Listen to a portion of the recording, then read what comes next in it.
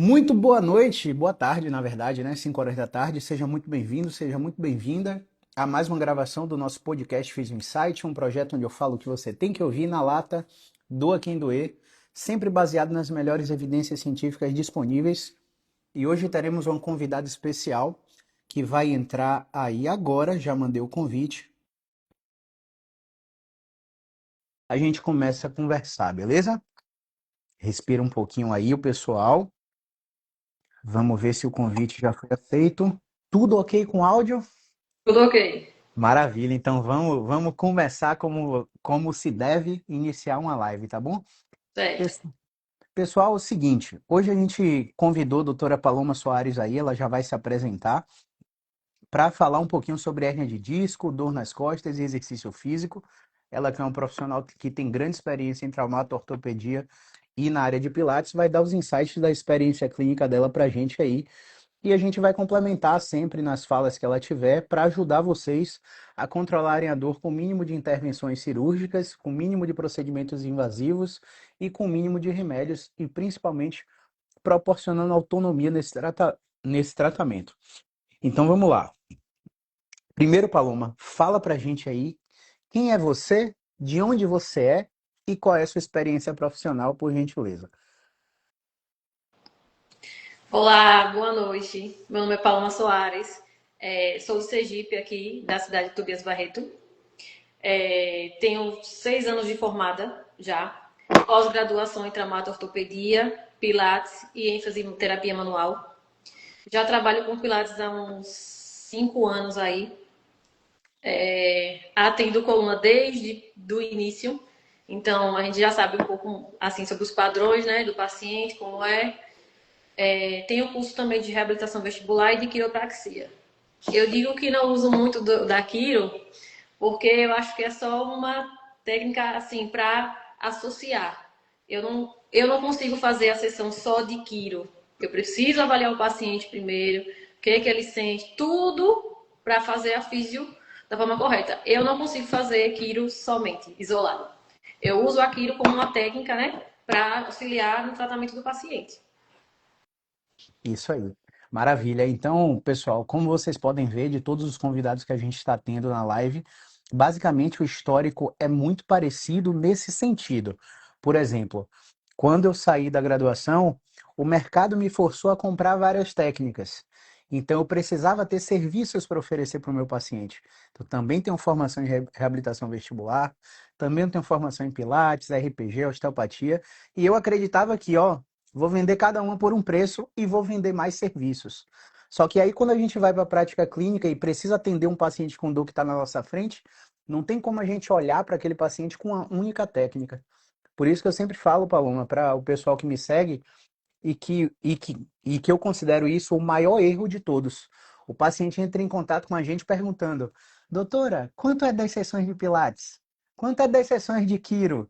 E, na verdade, a gente conhece o paciente na consulta e a gente só sabe ali na consulta quais são as técnicas que ele vai precisar. Por isso que não dá para a gente dar um preço assim, 10 sessões para joelho, 10 sessões para ombro, né? É isso que eu penso também. Então, para quem não me conhece aí, eu sou Caio Ferreira, trabalho com tratamento da dor há 12 anos e nessa trajetória já atendi mais de 7.700 pessoas e disponibilizo minhas redes sociais para vocês aí no Instagram, no YouTube, para vocês conhecerem um pouco mais do meu trabalho. Então a gente vai falar um pouquinho, como eu falei no início, né, sobre a hérnia de disco aqui. Eu quero já que a Paloma fale sobre a experiência delas, como que ela explica para o paciente o que é uma hérnia de disco quando o paciente chega aí para você, Paloma. Bom, Caio, quando o paciente chega para mim, de início ele quer me mostrar o exame. Aí eu já falo, pause um pouquinho, segura aí e me fala primeiro o que você está sentindo.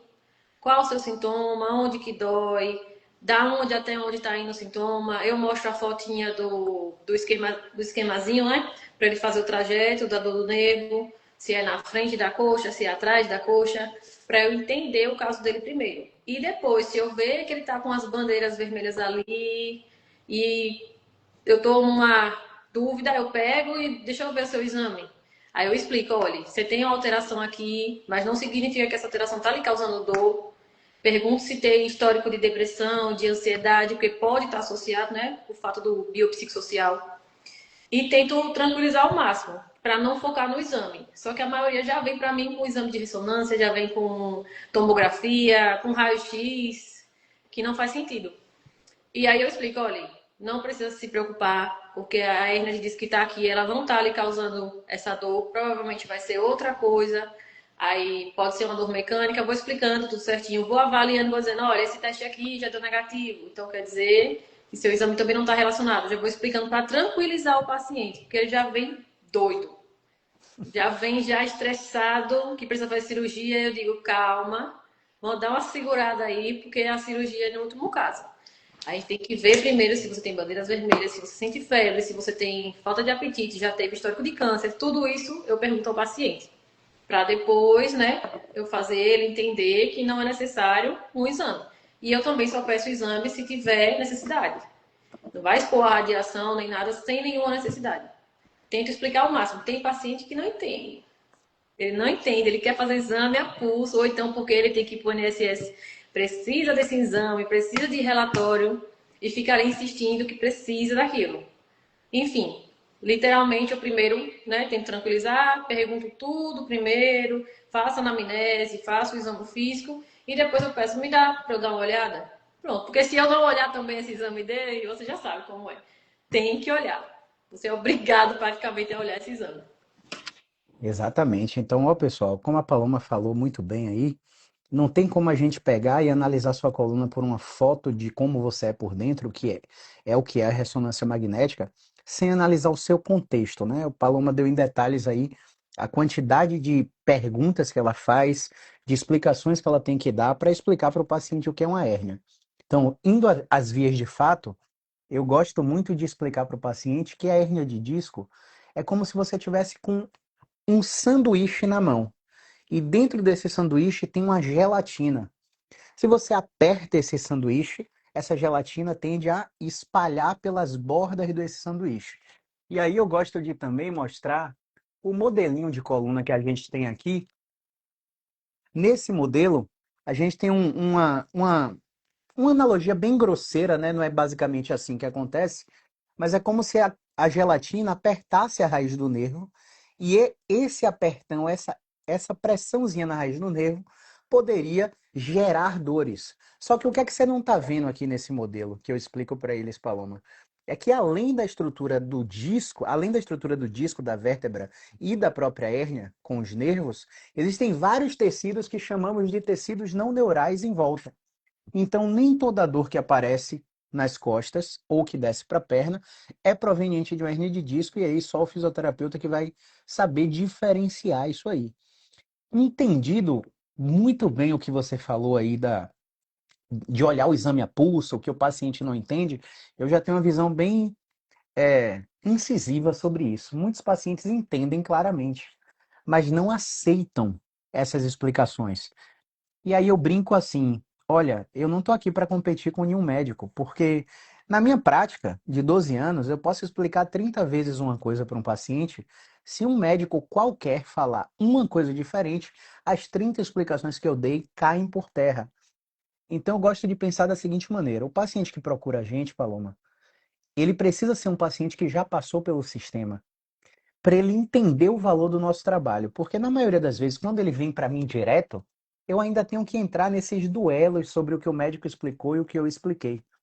E quando ele vem de vários serviços antes de chegar aqui, ele já vem com experiência. Olha, eu já tentei o que aquele médico disse e não funcionou. Então vou dar o benefício da dúvida para Caio, para Paloma, para ver se o jeito que eles fazem é melhor. Como é que é por aí, Paloma? Por aqui é a mesma coisa. Quando o paciente ele vem de muitos profissionais, né? Ele começa a querer acatar o que eu estou falando, a querer que eu mostre para ele que ele vai ficar melhor. Mas se ele vem só para mim, ele às vezes duvida ali que precisa desse exame de qualquer jeito. Eu explico, não, não precisa. Tem vários fatores, tem o emocional, tem o fator que nem você falou dos tecidos também, tem a recuperação, que eles também não entendem que tem um certo tempo para recuperar. Inclusive, eu estou com um paciente de 22 anos, que ele veio com lateral shift, pesado, a segunda vez já, que a gente já tinha tratado ele na prefeitura, que eu trabalhava na prefeitura. Uma colega minha já tinha tratado ele. Ele começou a treinar, ir pra academia e do nada ele parou. Não quis mais ir. E aí aconteceu o quê? Só sentado, sedentário, travou novamente. Veio com lateral shift, não pisava no pé, no chão direito, só na ponta do pé. E aí eu expliquei a ele, olha, será que eu vou ficar bom? Eu disse, vai, rapaz, tenha calma. Preciso fazer algum exame? Eu disse, não, ainda não, vamos avaliar. Aí avaliei ele já fez um mês e uma semana já. Tá bem melhor, já não tá com lateral shift, já tá pegando carga, já tô fazendo alguns exercícios com carga, mas eu disse a ele, não pare agora, porque ainda não tá bom. Você ainda sente um pouco de radiação na lombar, pegando o glúteo. Não tá na perna, mas ainda tá aqui. Não consegue fazer flexão de coluna ainda, ele não tá bom para fazer isso. Eu disse, existe um tempo de recuperação e você precisa entender. Então, assim, ele já veio de lá, da prefeitura, das meninas, ele já entendeu. Ele é um paciente novo, de 22 anos, ele acata melhor. Eu percebo também que os mais velhos, eles demoram mais para entender e querem mais pressa, né? E como, para o leigo, Paloma, como é que você explica, como é que o paciente que tem o lateral shift chega para você? Explica para o leigo aí, que não entende nada de fisioterapia, como é que tá o corpo dele, como é que ele se comporta? O lateral shift é quando o paciente ele vem tortinho assim aí. Ele Sim, tem uma torturazinha assim, por compensação, por querer não forçar a perna, e aí ele vai adquirindo, né? O S, como se fosse uma escoliosezinha, nada sim, embaixo, né, para o pessoal entender. Uma escoliosezinha, uma torturinha aqui no quadril. E aí ele exato. já não vem pisando, já não quer pisar. E fica como se fosse uma perna melhor que a outra, com claudicação, que é mancando, Isso como, aí. como vocês acharem melhor. E aí eu explico, isso aí é porque você tá com a postura viciosa por causa da dor, você não tá conseguindo ainda ficar melhor. Provavelmente adotou isso aí por uma postura de alívio. Geralmente é isso. Isso aí. E para quem não entende aí também, pessoal, ó, escoliose é aquela curvatura tridimensional em S da coluna, e o lateral shift é essa tortuosidade do tronco que a Paloma falou. Então, muita gente confunde quando entra em crise de coluna e entorta o tronco. Ai, agora eu tô com escoliose. E aí, muita gente vai tratar essa escoliose mesmo, só que está tratando incorreto, porque na verdade é essa apresentação de lateral shift que a Paloma falou aí. Então, isso é muito importante. Uma outra coisa que a Paloma falou que é crucial é que o paciente, quando está com dor na coluna, ele começa a pisar sem jogar o peso do corpo de forma total no membro inferior. E aí fica muito difícil porque a olho nu ele não percebe que está pisando errado.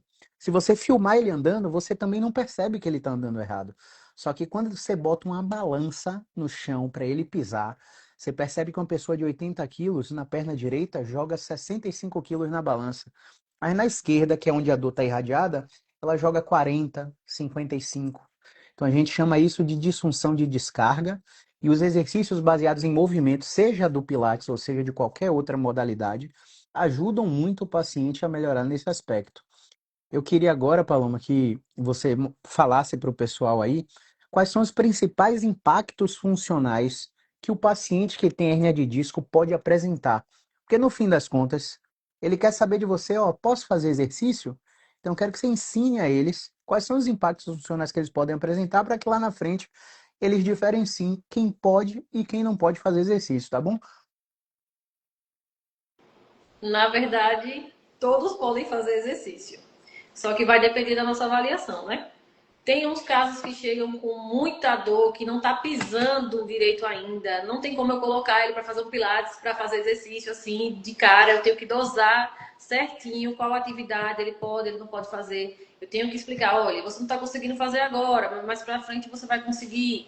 Não vou te colocar. Tem gente que eu não coloco no pilates. Eu faço a avaliação e deixo ele na fisioterapia primeiro, para melhorar e eu conseguir evoluir esse exercício. Ah, quando eu posso ir para academia?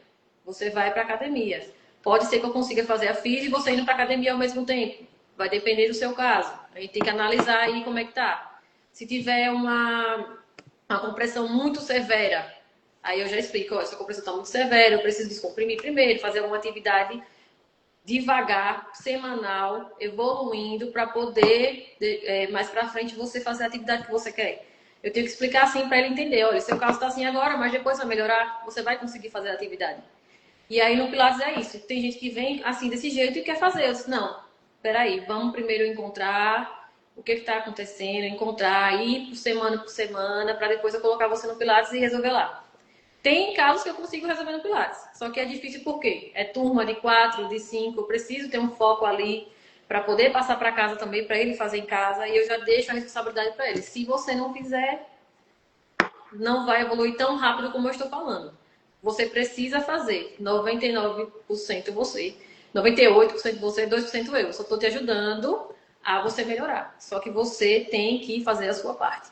E aí já começa aquele estresse. E quando o paciente não faz, eu já sei que não fez. Aí eu digo, olha, seu esforço você não vai fazer porque você não está fazendo a sua parte. Então, cada vez mais vai regredir. E aí você não vai avançar e vai chegar onde você quer. Eu explico dessa forma. Maravilha. Ó, e aí vocês já devem ter entendido o que é um Pilates qualquer e o que é um Pilates de qualidade nessa fala que a Paloma teve. Então, por exemplo, aí eu já quero que você fale mais sobre isso, tá? Tá até fora do roteiro, mas fique à vontade, tá? Se você quiser voltar para o roteiro em qualquer momento, mas eu acho que vai ser crucial essa informação. Deixa eu só introduzir o tema, tá? Imagina, você hoje sacode uma árvore, cai 300 advogados, 500 fisioterapeutas, 1000 médicos, guardadas as devidas proporções.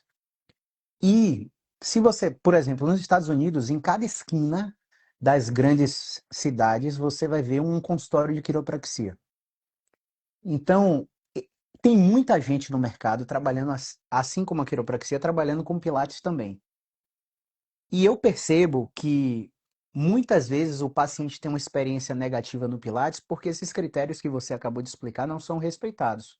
O paciente chega em crise já querendo fazer a aula e entrar num repertório de movimento que é rico, que é vasto, que é terapêutico, mas que muitas vezes não é para o momento daquele paciente. Então, assim, Paloma, como é que você faz para simplesmente educar o paciente a diferenciar, ó, nesse momento, você precisa de mim de forma individual, por X semanas, para depois eu te colocar nas aulas coletivas com 4, 5 pessoas e você ficar muito bem e tirar o máximo proveito do que o Pilates tem para te oferecer. Como é que você faz isso aí? Quando chega a paciente, geralmente a recepção manda, né? É coluna, ela quer fazer pilates. Eu digo, olha, primeiro uma avaliação. Primeiro uma avaliação para eu saber como é que tá o nível aí, como é que tá as coisas, para eu explicar para a paciente se é que ela pode entrar, se está apta a isso, para depois ir para o pilates. Aí quando o paciente chega, faço a avaliação e digo, ó, no seu caso, você precisa de um atendimento individualizado, porque eu preciso ver como é que você vai evoluir por semana. O seu problema ainda não está, assim, seu caso, né? Não está ainda apto para o Pilates. Lá no Pilates, é outros exercícios, exercícios globais, alguns. Pode ser que eu faça para a coluna, mas com a atenção não vai ser voltada para você. Você precisa de uma atenção individualizada. Como é que eu posso dizer? Você precisa que eu fique ali com contato com você para sempre estar ou indo mais pra, dando um passo para frente ou um passo para trás, porque depende do caso. Tem paciente que vai regredir, eu vou ter que tirar exercício, vou ter que mudar o fio da meada ali, eu vou ter que mudar, ou então eu vou ter que, ele vai ficar melhor, eu vou ter que avançar o outro exercício. E isso leva tempo para o fisioterapeuta pensar na estratégia para o paciente. E aí eu explico a ele, olha, seu caso é esse, você precisa primeiro de uma atenção individualizada, você precisa se autorresponsabilizar também pelo seu caso. Precisa fazer as atividades que eu mandar em casa, né? E para depois eu colocar você no Pilates. Lá no Pilates é uma turma de 4 pessoas, não vai ser a mesma atenção, não vai ser o mesmo tratamento, a realidade não vai ser a mesma coisa. E aí eu preciso que a atenção seja somente individualizada para você, porque o tratamento vai ser individual para você, de acordo com o seu caso. Geralmente, Maravilha.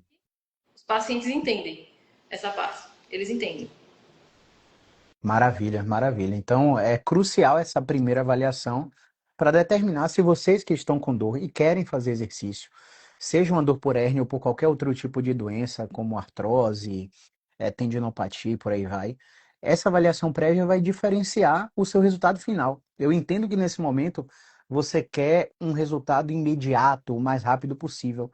Mas imagina se a Paloma aceitamos você no Pilates, você paga lá sua mensalidade, faz 2, 3 vezes por semana, e o repertório de movimento da aula não é específico para você. Aí você começa a ter uma experiência que eu julgo extremamente ruim. Você tá no Barrel, tá se sentindo bem. Vai pro Cadillac fazer qualquer outra atividade e tá se sentindo mal. Aí, ó, professor, esse aqui eu não quero fazer não porque dói. E aí você começa a impedir o seu repertório motor de crescer. E aí sua dor não vai melhorar nunca. Então, esse ponto que a Paloma falou é crucial. Olha o que o Lucas falou aí, eu vou querer que a Paloma já fale um pouquinho. Até que ponto o repouso é indicado ou hoje se preconiza manter o paciente ativo desde o início? Como é que você vê isso aí, Paloma? Meus pacientes ficam ativos desde o início, dependendo do caso. Eu não aconselho repouso. Pelo menos um exercício ele vai fazer. Alguma coisa ele vai fazer ali para melhorar o caso dele. Eu não falo, você vai para casa, vai ficar sentado, deitado, não vai fazer atividade. Geralmente, a classe médica, né, que manda um papelzinho, alguma coisinha dizendo, deixe em repouso, bote tênis, bote não sei o quê. Eu só coloco, eu faço pelo menos uma atividade. Para eu colocar um tênis somente no final da sessão, só para um relaxamento ou algo do tipo. E mesmo assim, vai ter uma atividade, vai ter um exercício ali que você vai passar o quê? Uma semana fazendo aquela atividade. Eu quero ver se você vai evoluir ou não. Geralmente eu não indico repouso. Eu faço, eu avalio certinho e pelo menos um movimento ele vai sair daqui fazendo. Isso aí. Como é que a gente faz aqui? A gente testa os princípios de irritabilidade. Então, quando o paciente chega na avaliação, a gente vai testar uma série de movimentos na região que dói e nas regiões suprajacente, imediatamente acima, e subjacente, imediatamente abaixo. Se algum desses movimentos modificar o sintoma do paciente negativamente, a gente vai anotar.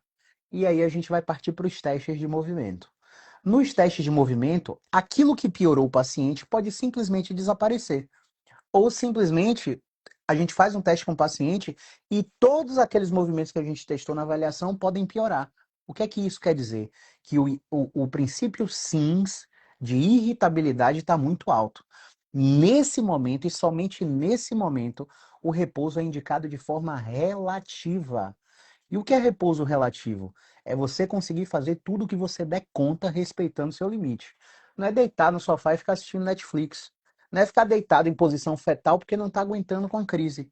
Hoje a ciência já mostra que o repouso não é tratamento para dor. E pensa comigo, se eu estou parado, eu descondiciono a musculatura, eu enfraqueço a musculatura, eu aumento a rigidez da articulação e entro no ciclo vicioso de dor e cada vez mais incapacidade. Faz sentido? Então a gente pensa dessa maneira aí. Ainda falando um pouquinho, Paloma, sobre os impactos funcionais, eu já quero que você fale sobre o danado do nervo ciático. Muita gente fica em dúvida sobre quando é que o nervo ciático está atacado de forma verdadeira e quanto é que o nervo ciático está atacado de forma falsa. Caio, você está dizendo que minha dor ciática é falsa? Não.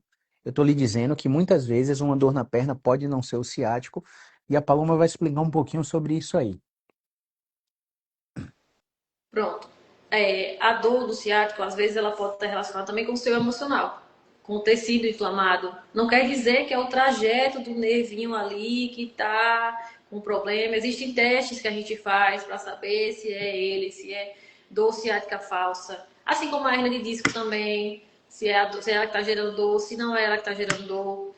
Existem fatores biopsicossociais também, que tem ali uma ação, um comportamento, um sentimento, e ali gera dor, né? A gente tem que saber primeiro, pela avaliação, qual tecido ali tem a dor nociceptiva, dor neuropática. A gente tem que saber qual dor é a sua, para poder tratar. Não quer dizer que toda dor ciática é o ciático que está causando.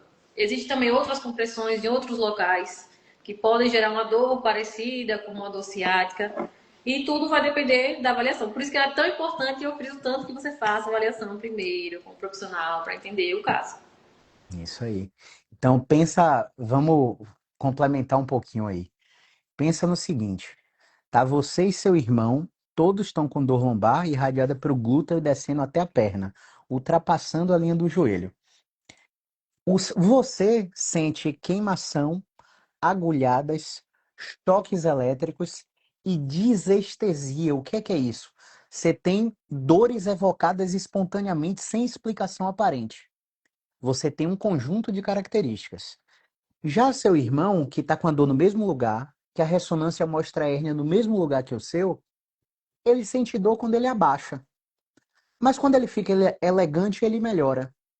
Quando ele está parado sentado no escritório, ele sente dor. Mas quando ele está andando, caminhando, ele melhora. Você entende que o conjunto de características suas e de seu irmão são completamente diferentes? Então você provavelmente tem a dor ciática de verdade. E como é que a gente vai confirmar isso? Vai pedir para você deitar de barriga para cima e vai levantar a perna reta o máximo que você puder. Quando você levantar a perna reta o máximo que você puder, em 35, 45 graus você vai gritar por causa da sua dor. Ah, mas o seu irmão, ele vai levantar a perna reta e vai gritar também. Ué, não disse que um era falso e a outra era verdadeira? Acontece que o seu irmão, quando a gente coloca os movimentos para ele, esse teste vai negativar. Ele vai ser capaz de levantar a perna total sentindo só o alongamento. E você não. Você vai ficar travado ali em 45 graus, mostrando que sua dor ciática realmente é verdadeira por causa de uma compressão de hérnia de disco ou qualquer outro motivo.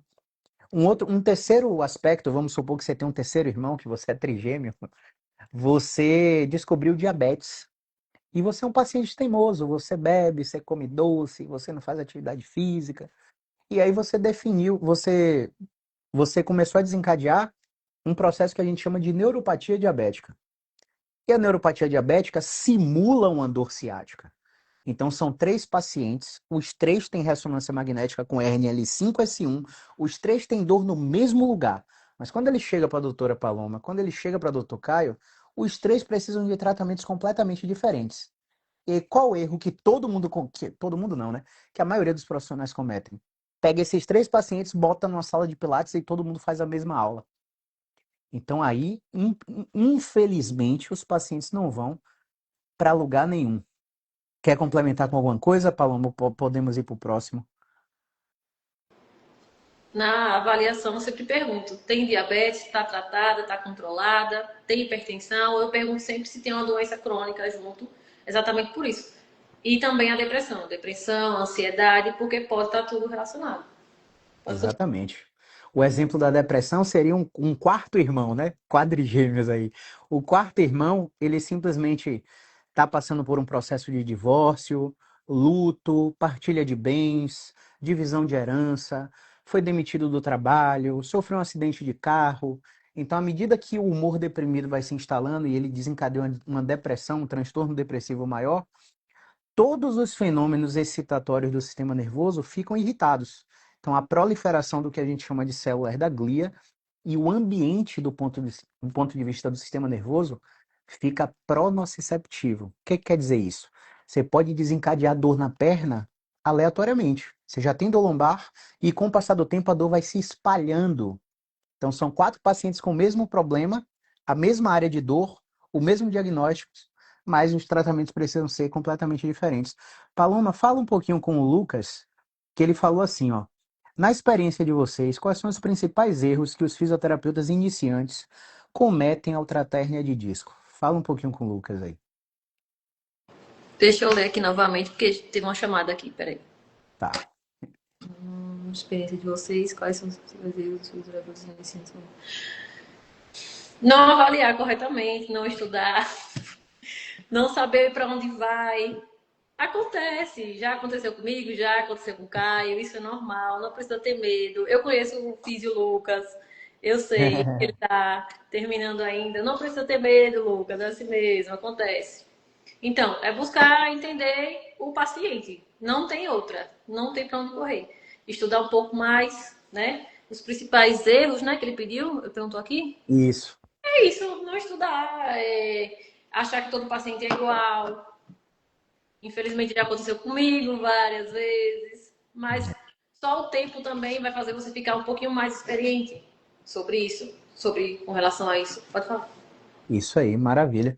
Eu vou falar só dois, tá? Para a gente ir para o próximo tópico. Ok. Vou falar só dois para a gente ir para o próximo tópico. O primeiro erro, achar que porque o paciente está com dor, ele precisa de alongamento. Alongamento só serve para quem está encurtado. Exato. Alongamento não tem nenhuma indicação para quem tem dor crônica, principalmente derivada de hérnia de disco. Quando você alonga um paciente com hérnia de disco, você aumenta a irritabilidade do nervo. Pode ser que o seu paciente alongado não piorou, mas você está aumentando a chance dele piorar. E um segundo erro é que a gente pensa, eu já cometi muito esse erro, eu acreditava que o paciente com dor nas costas, ele tinha algum tipo de instabilidade. E existem testes para conferir se há ou não instabilidade. E aí a gente começava a trabalhar o tempo todo estabilização segmentar. E aí quando as pesquisas começaram a sair, mostraram que a atividade do tronco, a atividade do core já era muito elevada nesses pacientes, fazendo com que esses pacientes precisassem mais de exercícios de autorrelaxamento do que de estabilização. Então, esse foi um erro que a gente cometeu muito, né? E que, graças a Deus, a gente não faz mais por causa disso. Então, você que está saindo da graduação aí, você já fica ligado em relação a isso. Quer dizer que ninguém pode estabilizar? Claro que não quer dizer isso.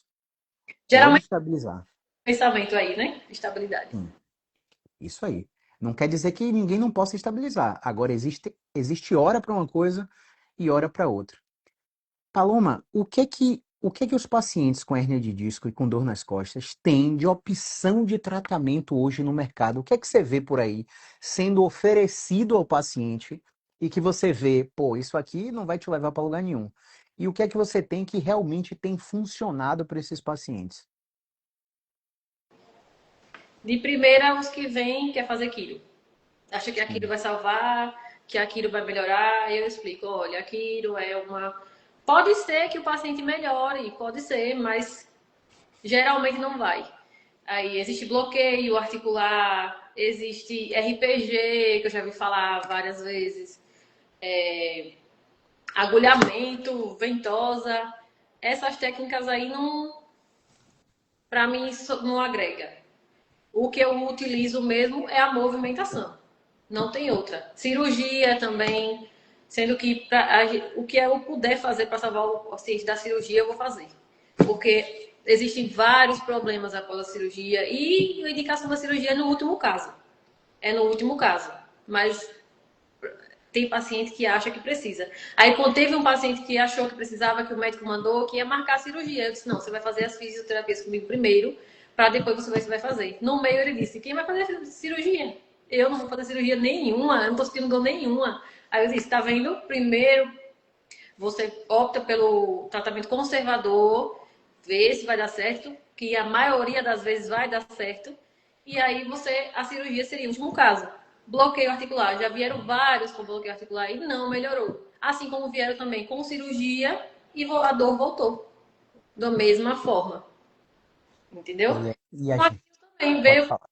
e aquilo, naquele momento ali deu um alívio, mas depois voltou. Não estou falando mal daquilo, ela é boa, sim, dá para fazer em alguns pacientes, só que somente ela não vai resolver em alguns casos.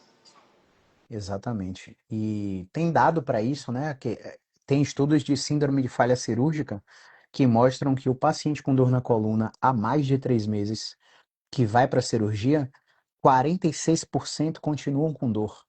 Então, na estatística, se a gente for nu e cru com a estatística, de cada dois que operam, um continua com dor. E tem muitos riscos inerentes à cirurgia. E aí, já indo para o próximo tópico, né? Existem alguns sinais que indicam que o seu caso é cirúrgico. Quais são eles? Primeiro ponto, você perdeu força. Perder força é muito confundido pelo paciente. Ah, eu estou com a sensação de fraqueza. Não é nada subjetivo, é extremamente objetivo. Então, agora, você que está nos assistindo aí agora, fica de pé e tenta ficar na ponta dos pés. Você provavelmente conseguiu. Agora, tenta ficar nos calcanhares. Você também provavelmente conseguiu. Ou seja, você não perdeu força. Depois do episódio de dor, você teve incontinência urinária ou fecal. Você parou de controlar as fezes e a urina, começou a se urinar nas calças. Depois do episódio de dor. Provavelmente você não tem incontinência por causa da dor. Você começou a perder peso sem razão. Você começou a ter a genital anestesiada. Você não sente o toque da peça íntima na vagina, no pênis, no testículo, porque a região genital está anestesiada. Você tem febre junto com a dor. E você tem uma coisa que a gente chama de déficit neurológico progressivo. Vamos esclarecer isso aqui. Vamos fazer uma linha do tempo de 15 dias. Beleza. Na linha do tempo de 15 dias, o déficit neurológico progressivo vai dizer o seguinte: o dia 15 é pior que o 14 é pior que o 13 é pior que o 12, e assim regressivamente. Por que que eu estou te explicando isso? Porque a maioria dos quadros de dor nas costas, por hérnia de disco ou não, apresentam uma grande oscilação, variabilidade, ou seja, montanha-russa. E isso é característica de problema de movimento, não de problema cirúrgico. Então, se você tem algum desses sinais, ainda existe uma última chance para você não operar. Você precisa falhar no tratamento conservador. E tratamento conservador não é entrar numa sala de fisioterapia, deitar numa maca e receber alongamento, choquinho, calorzinho infravermelho. Tratamento conservador é fisioterapia musculoesquelética, sempre baseada em movimento e educação, tá? Nesse aspecto aí, como é que é a sua experiência, Paloma, com esses pacientes, com esses sinais? Você vê com muita frequência? Não vê com muita frequência? Como é que você vê isso aí? Para ser bem sincera, a única coisa assim que eu vi comigo, teve uma, na verdade, que ela estava com CA e ela sentia dor lombar, só que era uma dor irradiada pro quadril e ela já tinha CA de mama, histórico de mama. Quando eu pedi para ela estava com febre, não conseguia pisar a perna, sentia muita queimação no quadril indo para lombar e a dor não descia para a perna ainda. Aí quando ela foi fazer o exame, que eu pedi não, o médico pediu, né, porque era da prefeitura, a gente não, ela estava com CA no quadril, já, irradiando para lombar, e ela estava com sintomas de não comer, estava emagrecendo, essas coisas. Foi a única paciente mesmo que estava com bem sério. Esse Em, menino, isso, em, Papa, em quantos anos você ver uma paciente dessa? foi a única. E esse menino de 22, ele não estava conseguindo ficar na ponta do pé. Porém, um pé ficava e o outro não. Bem pouquinho. Ele subia, mas queria cair. E eu consegui reverter o caso dele, mesmo ele tendo essa fraqueza. Eu disse: não, confia em mim que a gente vai conseguir. Vamos lá. Se caso falhar, aí sim, o médico já tinha falado que era para ele fazer uma cirurgia. E ele tem 22 anos. Eu tenho que fazer o máximo possível e impossível. E ele também, para não ir para uma cirurgia. E em 6 anos só teve isso. Geralmente, quem tem lateral shift, que a gente falou, né, que é esse desviozinho, geralmente não consegue pisar, mas é por isso, pela carga, funcionalidade da carga, e não por causa de um problema sério, assim, uma bandeira vermelha. E só foi esses casos em 6 anos.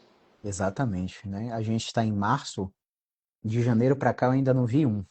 No ano passado inteiro, eu vi dois casos assim. Então a estatística é muito pequena para a gravidade relacionada à dor nas costas. É cerca de menos de 2% dos casos.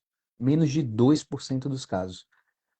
E aí, já para a gente passar para o próximo tópico, qual é a importância que você vê dos exames de imagem para esses pacientes, Paloma? Qual a importância que você enxerga no exame de imagem para esses pacientes? Bom, nesses casos aí que foram citados, não do menino, porque ele só tinha só essa disfunçãozinha de carga. A gente foi fazendo, eu fui observando. Se caso continuasse, ele continuasse perdendo essa força gradativamente, eu iria pedir uma ressonância. Mas ele estava. E também só era um sinal, né? Só era um. Uhum. Tinha como eu estar pedindo o exame. Já nessa mulher, que ela já teve um histórico de CA, ele já tinha queimação, perda de fome, não conseguia pisar, sentia febre, aí eu já vejo uma necessidade maior desse exame para a gente avaliar se não tem um tumor ali, se não tem um começo de metástase ali, que nem ela tinha no quadril. Inclusive, infelizmente, ela acabou falecendo depois de um tempo, né? Deus. Porque a metástase já estava no quadril e também estava no mediastino. Então, nesses casos, sim, eu acho importante pedir o exame de imagem, uma ressonância. Isso aí. Então, assim, vai ter um grande grupo de pacientes que não vai se beneficiar do exame de imagem e vai ter esse grupo pequeno, específico, que tem suspeita de patologia grave, que precisa de uma ressonância para esclarecer seu diagnóstico. Mas na grande maioria, qual a função do exame? Despreocupar o paciente. Então, o paciente pode ver isso de duas maneiras. Você chegou para a gente te avaliou e a gente suspeitou de alguma coisa e pediu o exame de imagem. Quando o exame de imagem veio, a gente falou: no exame de imagem não tem nada não. Ou você se tranquiliza, diminui a ansiedade e preocupação, e isso diminui o seu estresse, controlando a sua dor, ajudando a controlar a sua dor, ou você continua desconfiado e suspeitando que nós não temos a habilidade de avaliar seu exame. Nessa segunda opção, você continua num ciclo da indústria da doença, pulando de galho em galho, procurando vários profissionais. E, infelizmente, você vai encontrar profissionais que vão explicar sua dor pelo que vem na ressonância. E a ressonância não explica sua dor na maioria esmagadora dos casos. Então, tem esse lado de ser importante para afastar a patologia grave e tem esse lado de ser importante para te despreocupar. Só que ainda tem um lado muito ruim. Quando o seu exame não vem com nada que justifique a sua dor e com as alterações comuns como degeneração, desidratação, hérnia de disco, artrose e por aí vai, você começa a ter um comportamento que a gente chama de catastrofização. Você começa a ter um comportamento de hipervigilância. Você potencializa o medo e começa a se movimentar de forma diferente. Eu tô me olhando no espelho aqui, cara, eu não tô me movimentando diferente, não. Lembra daquela história da balança? Você começa a se movimentar com mais tensão muscular, parecendo um robozinho. Você não consegue nem mais fazer o rebolado do caminhar, de tão duro que você está andando, por causa do medo que foi colocado depois dos exames de imagem, né? Então a gente precisa destacar isso aí. Agora, se quiser complementar, fica à vontade, tá, Paloma? Mas quais são as crenças mais comuns dos pacientes que têm hernia de disco? Não posso me movimentar, não posso agachar, não posso pegar nada do chão, não posso fazer caminhada, não posso fazer atividade física, não posso ir pra academia. Aí medicação por cima de medicação, traz um monte de caixa. E aí calma, paz, calma, vai dar certo. Peraí, vamos analisar. Só que as crenças são essas. De primeira, não posso agachar. Já disse isso. Eu não consigo agachar a minha filha, não consigo agachar. Principalmente os mais idosos. Eu não posso fazer atividade física, não posso fazer caminhada porque eu não aguento, meu pé dói, minhas costas doem.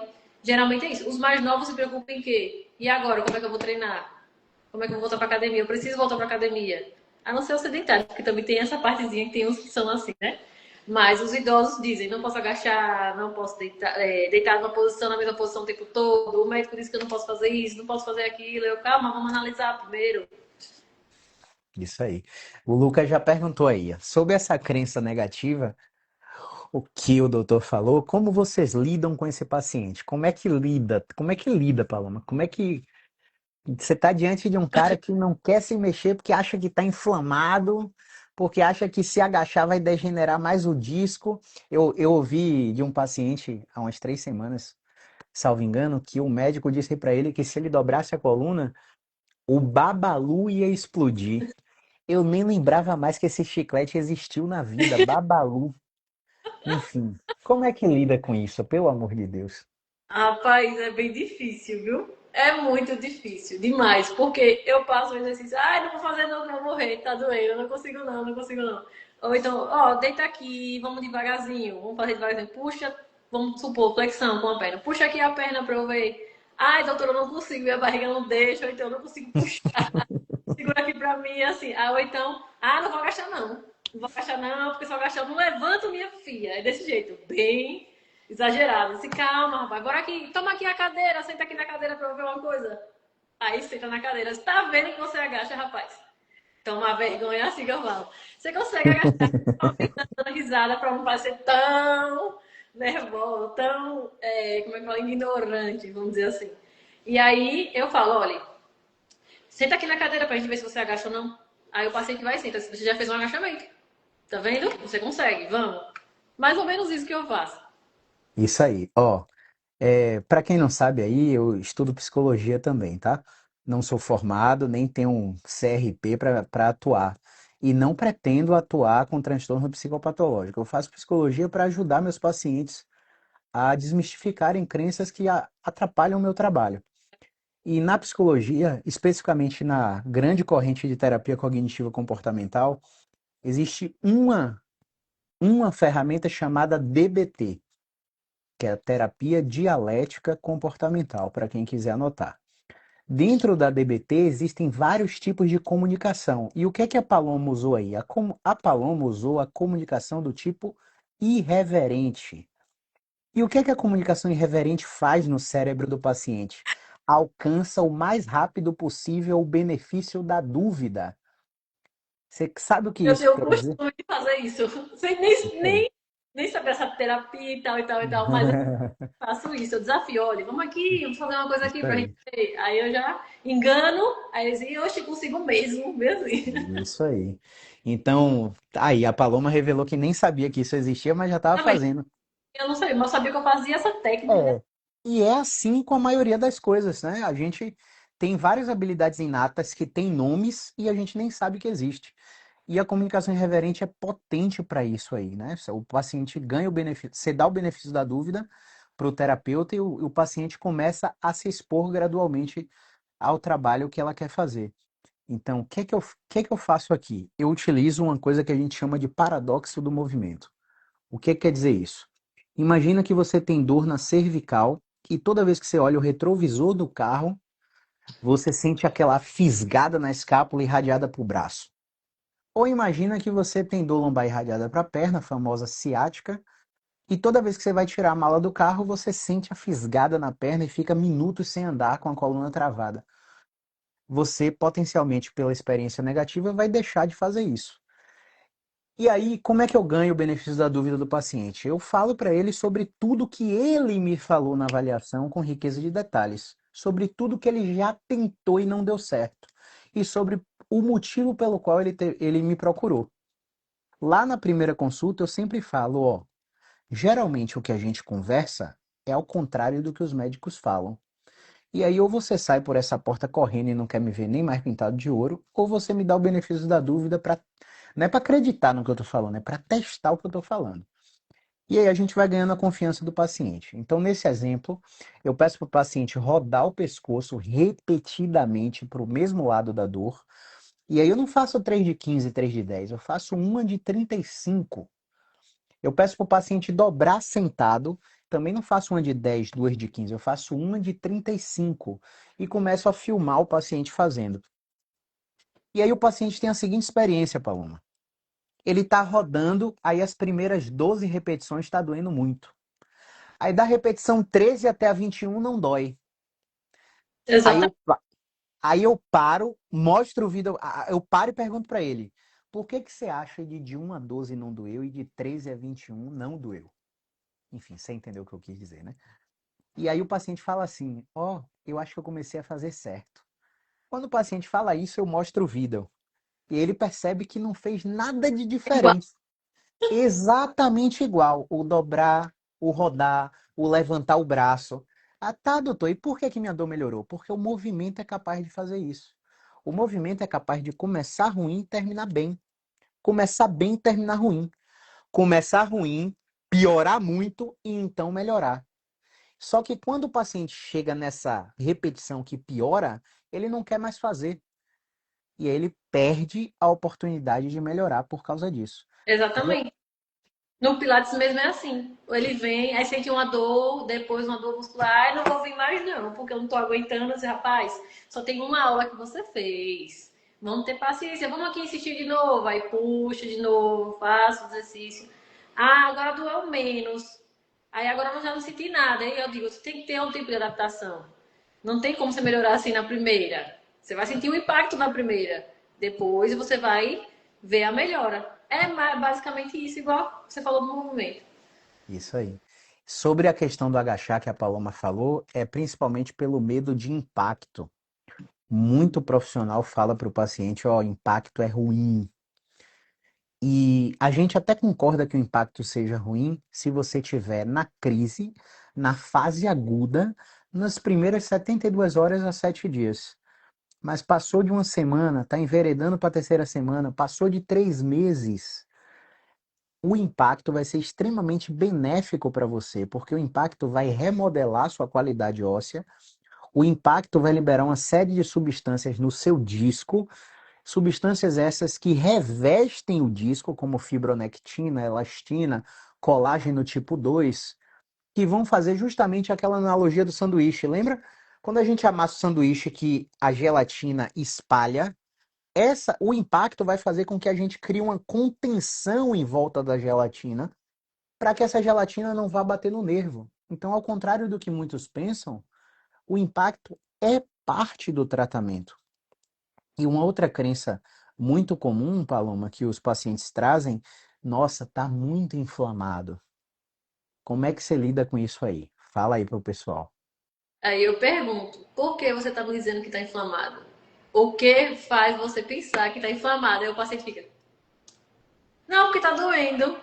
Sim, Tá quente? Tá sentindo quente? Tá vermelho? Como é que você me disse que tá inflamado? É por quê? Não, porque tá doendo. Qualquer movimento que eu faço tá doendo. Não, não significa que está inflamado.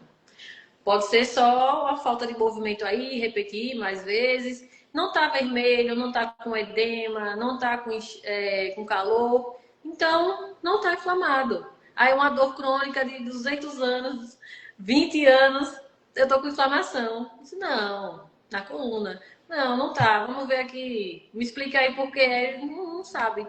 Aí eu vou isso explicar. aí. Olha, não é inflamação, não. Isso aqui pode ser problema no movimento. A gente tem que avaliar. Isso aí. Ó, pega o meu exemplo aí agora. Eu quebrei o antebraço esquerdo. O meu antebraço direito faz a supinação completa. Estão vendo aí?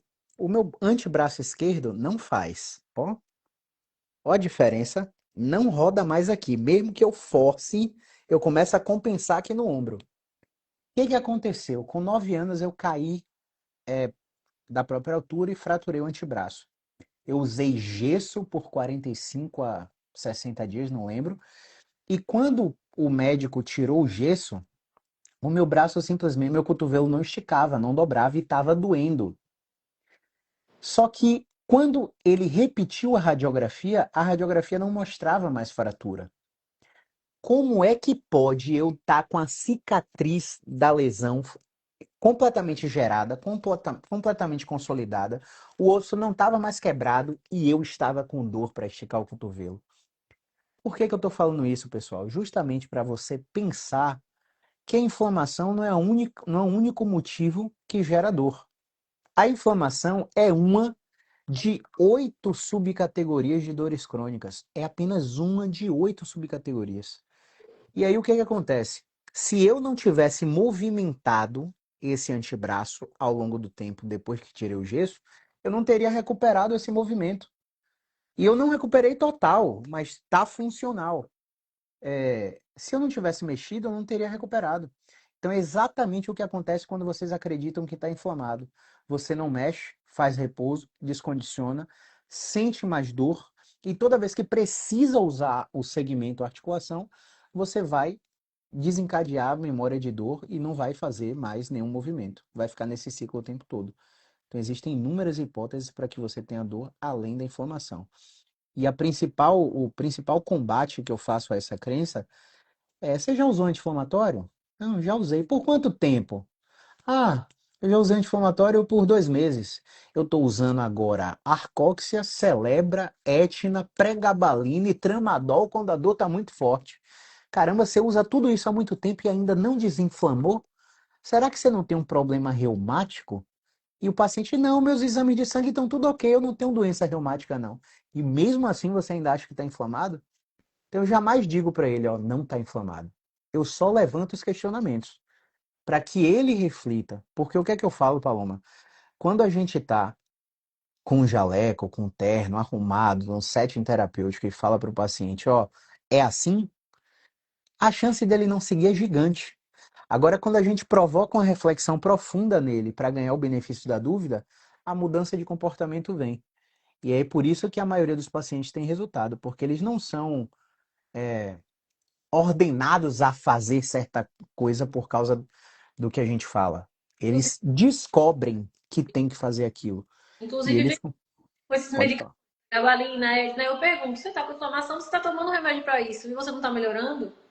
Eu pergunto, por quê? Aí fica. Aí tem que ver isso aí, tem que ver. E sabe o que é mais engraçado? Esses pacientes, eles têm um episódio de dor, geralmente o primeiro da vida, 10, 15, 20 anos atrás, usam um determinado remédio, por exemplo, diprospan, ou Decadron, injetável mesmo, vai na farmácia e toma, e tem uma experiência positiva de melhora. Aí, 15 anos depois, 20 anos depois, eles querem que a dor atual seja exatamente igual à dor de 15 anos atrás e que responda da mesma maneira aquele remédio. E eles continuam usando aquele remédio que o médico de anos atrás passou. Só que na fisioterapia não funciona dessa forma. a fisioterapia simplesmente não funcionou. Ué, mas tu deixou de fazer o exercício, por que que tu não deixa de tomar o remédio?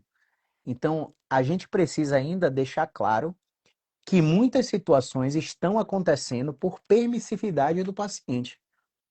Então, muitas vezes o paciente não entende que ele é o principal responsável pela condição dele não melhorar. Porque se o comportamento não mudar e ele continuar com esses vícios terapêuticos, realmente ele não vai para lugar nenhum. Agora se você quiser complementar, fique à vontade, mas tem um tópico interessante aqui, que você já até citou durante a live, mas vamos bater mais um pouquinho nele. Operei a coluna e continuo com dor. E agora, o que que aconteceu? Por que que tá doendo se eu corrigi, se eu tirei minha hérnia? Se eu removi a degradação cartilaginosa da minha artrose? Se eu fiz a artroscopia do joelho, por que que ainda dói se eu corrigir o problema? Explica aí pro pessoal, Paulo. Porque a dor literalmente não vinha de lá. Provavelmente não vinha de lá. Vinha de algum outro lugar que não foi avaliado aí, analisado. Tem muita gente que vem pra mim que tirou a hérnia, mas continua com dor. E aí fez o quê? Só bloqueou o movimento aí. De início vai ter que recuperar todo o movimento e a dor ainda permanece ali. Ou fez uma artroscopia do joelho e continua com dor. Até com prótese de joelho a pessoa continua com dor, porque aí não tá vindo dessa estrutura.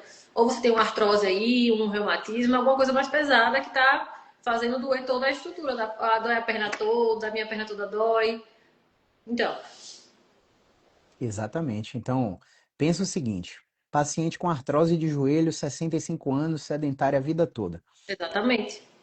Ela fez uma ressonância, identificou a artrose, aí começou. Injetável, ácido hialurônico, plasma rico em plaquetas, corticoide, analgésico, anti-inflamatório. Aí passou quanto tempo fazendo tudo isso? Passou um ano fazendo tudo isso, não melhorou. O que que acontece com o sistema nervoso central dessa paciente? A dor passou de 3 meses, o sistema nervoso central ele altera a forma e a função. Isso quer dizer é como se a paciente tivesse instalado 10 tomadas no corpo dela e todas essas 10 tomadas estivessem ligadas. Aí o médico fala assim, ó, você já tentou tudo isso aqui e não melhorou. Vamos operar. E ela concorda. Aí ela vai e faz uma prótese total de joelho, uma prótese total de quadril. No pós-operatório, ela está tomando vários remédios, profilaxia de trombose, tá fazendo profilaxia de dor. E aí, quando o efeito do remédio passa, a dor volta. E aí, doutor, eu não botei a prótese, por que que meu joelho e meu quadril ainda doem? Simplesmente porque quando passou de 3 meses, a dor parou de ser nociceptiva química inflamatória. E ela começou a ser nociplástica sobreposta. E aí o sistema nervoso central, o cérebro especificamente, que está mantendo a dor. Aí o paciente opera e não melhora. Isso se chama síndrome de falha cirúrgica.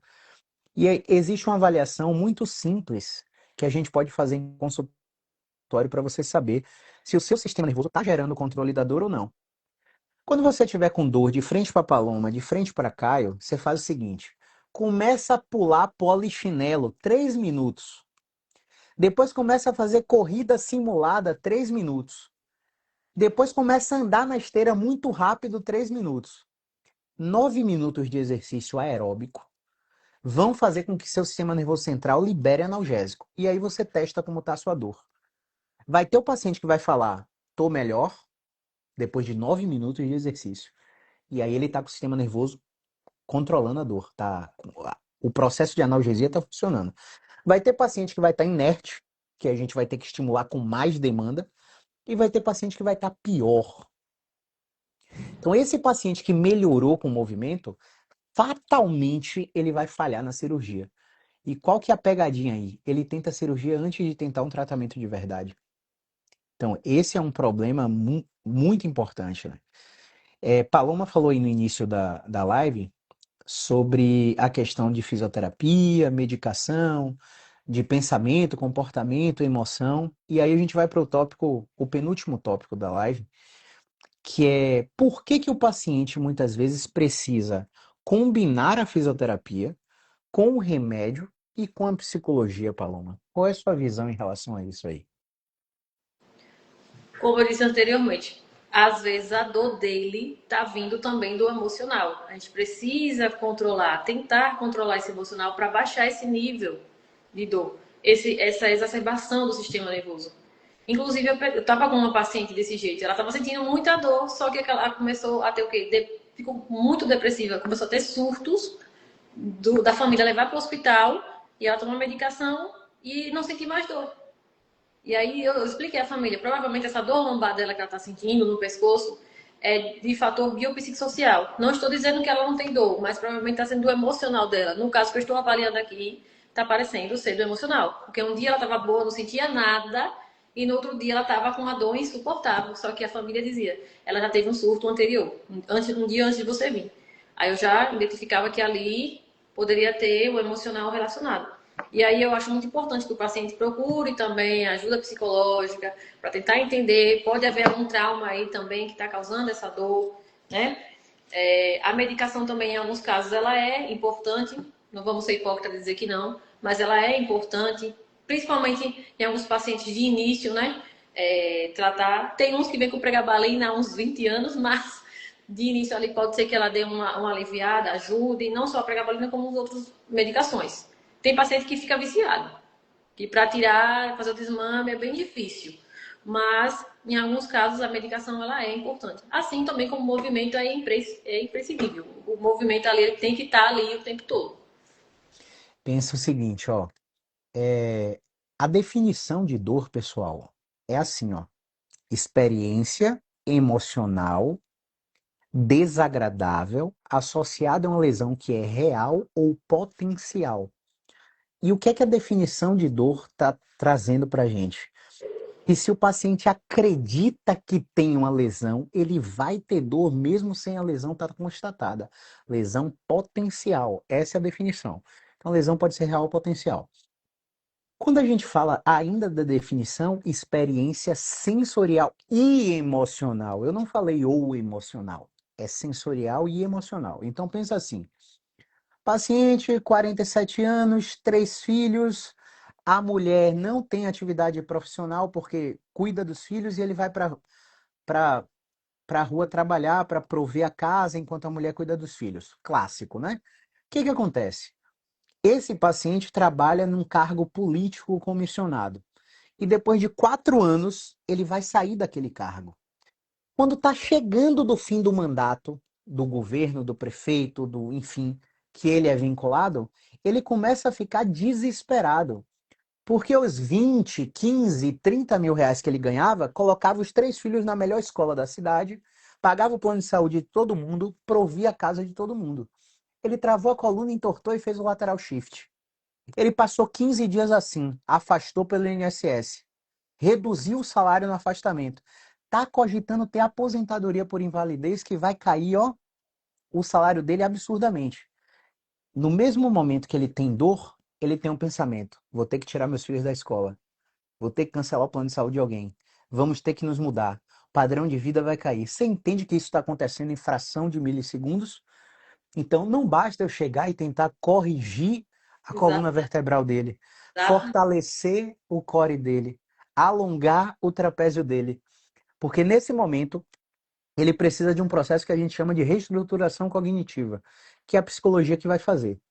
E se a psicologia não tiver efetividade nisso aí, para ele começar a ter uma mentalidade mais olhando o copo meio cheio e não o copo meio vazio, ele vai ter que entrar na medicação antidepressiva. Porque senão a dor dele não vai sair do lugar.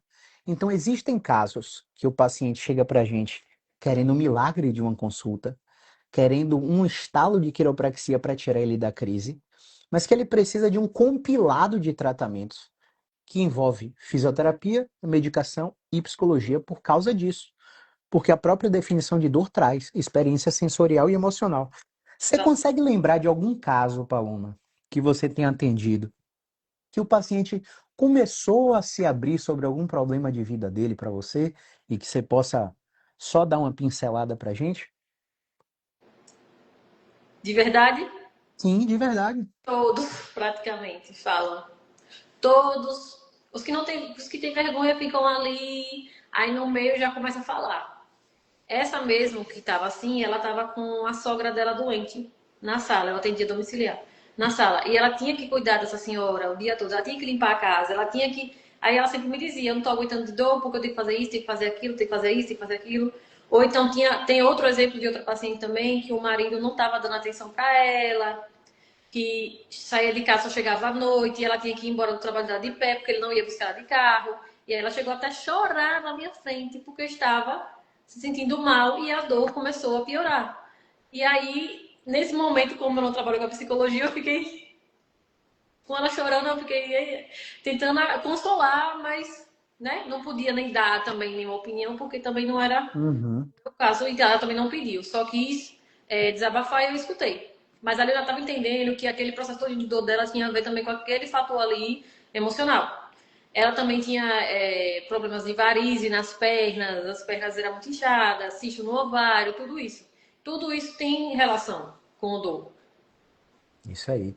E aproveitando que a Paloma falou das varizes, né, eu quero lembrar para vocês o seguinte: o paciente está com dor de coluna ou em qualquer parte do corpo, ATM, cabeça, joelho, ombro, enfim, a quantidade de comorbidades que o paciente tiver atrapalha a regulação da dor. Porque é como se, por exemplo, o paciente está com dor lombar irradiada para a perna, mas ela tem uma tromboflebite na perna oposta. Ela vai ter um drive periférico na outra perna, excitando o sistema nervoso, impedindo ele de controlar a dor principal. Aí vamos para um caso ainda mais clássico. O paciente tem dor cervical com cefaleia cervicogênica, só que ele também tem bruxismo. Ele arranha, briquismo, apertamento, enfim. E ele fica com tensão na musculatura mastigatória o tempo todo.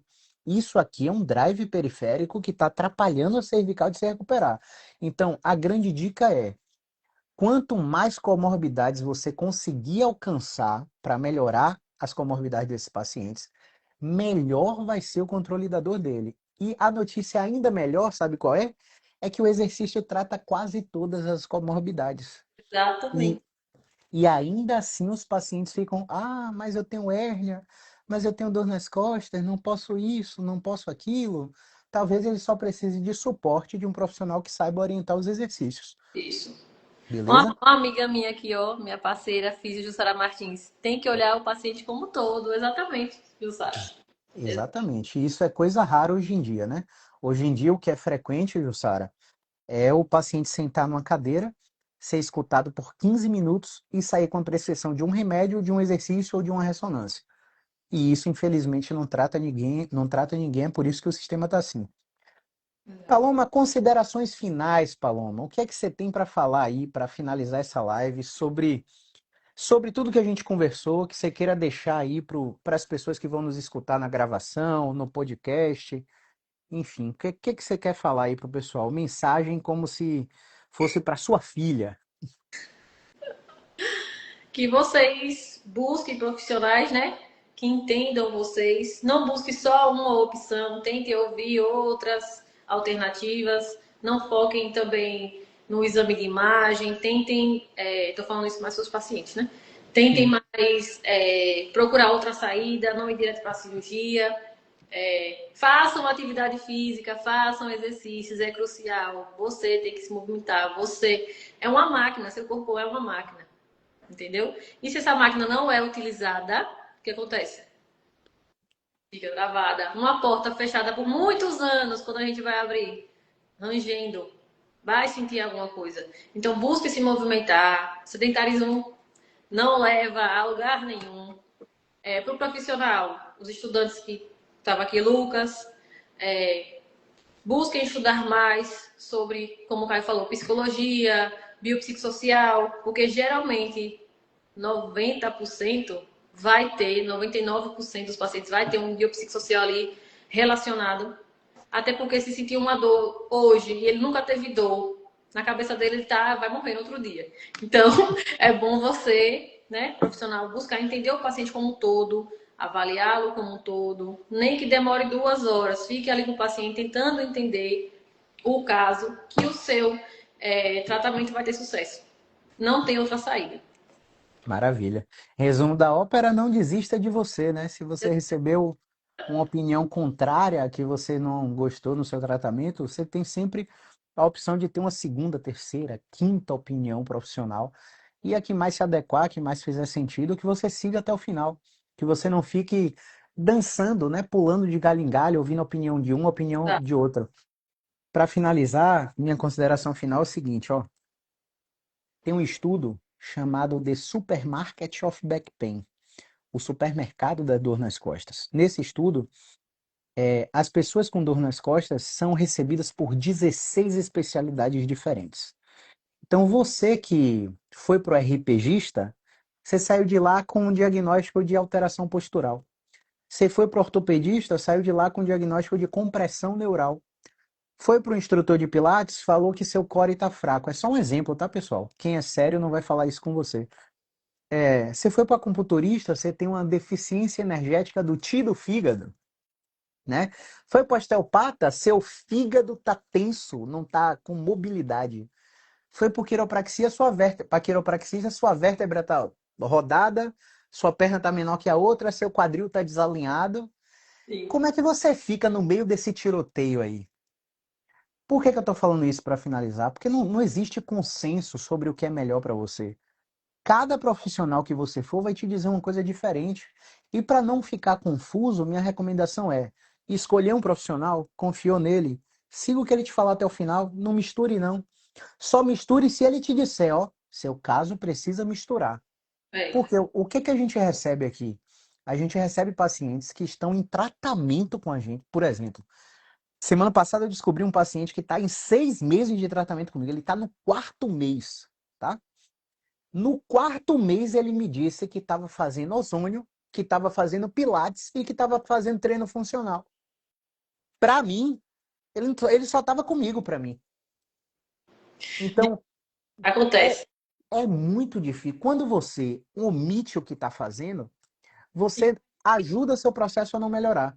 Porque às vezes eu estou passando um movimento para você em uma direção para desobstruir uma articulação e nos outros tratamentos você está fazendo justamente o oposto e perdendo tudo que você está aqui comigo. Exato. Eu acredito que você não tem dinheiro para gastar à toa, né? E mesmo que você tenha, economize, pô. Enfim, é, ressonância não é sentença, tá? Não é porque você recebeu um rótulo de hérnia, de artrose, de tendinopatia, de ruptura de manguito, que aquilo precisa condenar você. Ozônio é uma loucura. Não Ozônio é uma loucura. deu risada. O paciente estava fazendo ozônio retal. Ah, é para desinflamar minha hérnia. Não, sem condição. Meu Deus do céu, enfim. Um outro paciente, ele ficou tomando porrada com a coluna para infiltrar células tronco dentro da coluna. Meu Aí, Deus. enfim, a gente respira fundo, né? Uhum. E, por último, educação é tratamento. Muita gente ainda acredita que o fisioterapeuta precisa tocar nele para melhorar ele. Não precisa. E é difícil fazer entrar na cabeça que a gente não precisa ficar passando a mão, massageando. Ah, você é preguiçoso. Não, já aconteceu várias vezes. O paciente, ó só, você quer bem-estar, você vai para uma mesa de bar e conversa com seus amigos. Você chama a sua família, uma pessoa que você não vê, faz uma ligação para a pessoa que você gosta e que nunca mais você falou. Faz agora aí, 3 minutos. Só 3 minutos, pergunta como é que ela tá, como é que tá a vida, como é que estão os filhos. Só por conversar, você já vai se sentir melhor. Isso é bem-estar. Exatamente. Tra- Você é ruim, você não me que você é ruim. Não sou ruim, é porque você não precisa dessa terapia manual agora, mas não entende.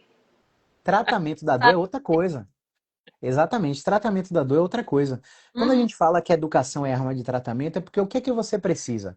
Você precisa entender sua dor para saber quais são os fatores que irritam ela e quais são os fatores que aliviam ela.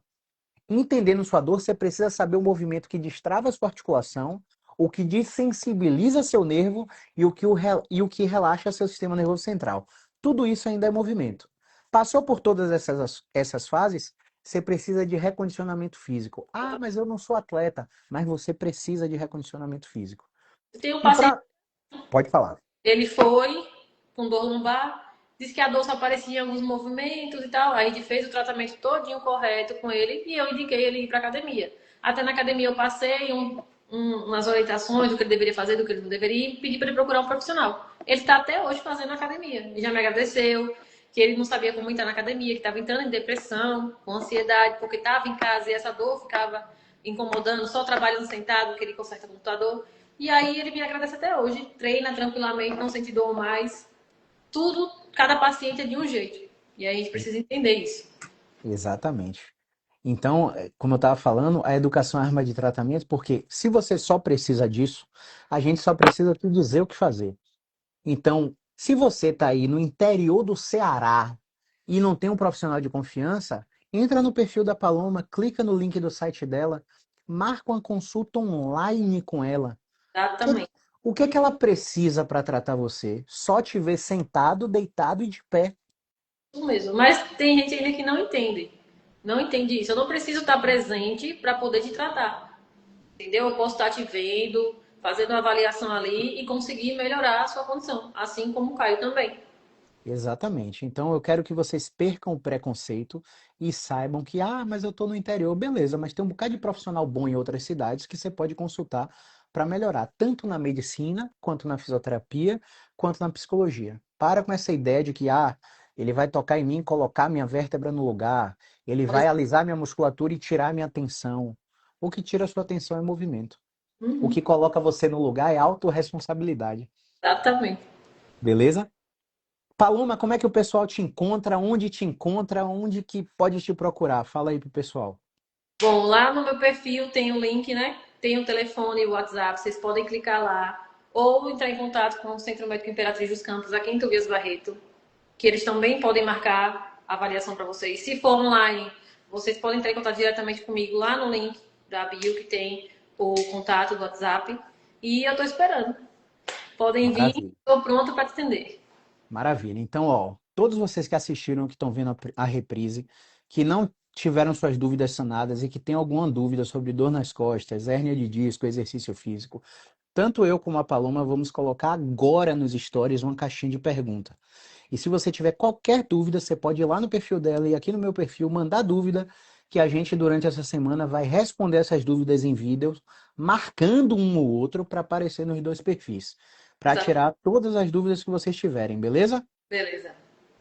No Caio, mais, Paloma, quero vai. agradecer a oportunidade, né? Pela Sim, live. Gostei muito. Foi a minha primeira live. isso aí. Me perdoe aí, qualquer coisa. Não, que é isso. Tinha feito, mas gostei muito de fazer. Pretendo fazer outras, né? Ótimo. E só quero agradecer, velho. Maravilha. Então, mais uma profissional desbloqueada nas lives aí. Esperem mais lives nas próximas sobre temas diversos, tá bom? Muito obrigado a quem acompanhou. Um grande abraço e movimento é vida. Tchau.